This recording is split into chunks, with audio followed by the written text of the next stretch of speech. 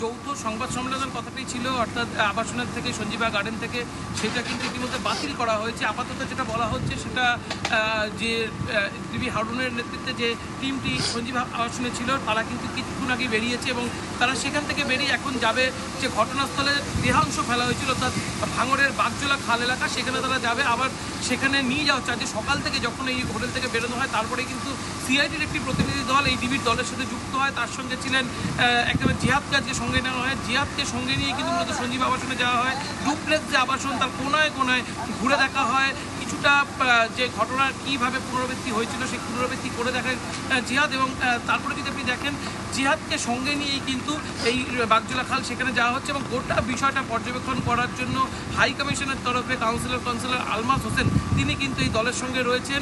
একটা বড় দল, তার সঙ্গে এই মুহূর্তে নিউ টাউন থানার পুলিশও যোগ দিয়েছে।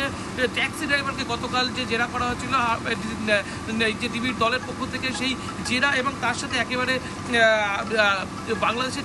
বাংলাদেশের যারা গ্রেপ্তার হয়েছে তাদের যে বর্ণনা, সেই বর্ণনা মিলিয়েই কিন্তু আজকে জিহাদকে নিয়ে মূলত যেই বাংলোতে যাওয়া পরে সেই বাংলার কোনায় কোনায় কিন্তু খতিয়ে দেখা হয়। যে আলামতগুলো সিআইডি পেয়েছিল, সিআইডি ঠিক কীভাবে পেয়েছিল সেটাও কিন্তু যে একদম ডিবির যে গোয়েন্দা যে দল এসেছে তাদের দেখিয়ে দেয় যে কীভাবে আলামতগুলো পেয়েছিল।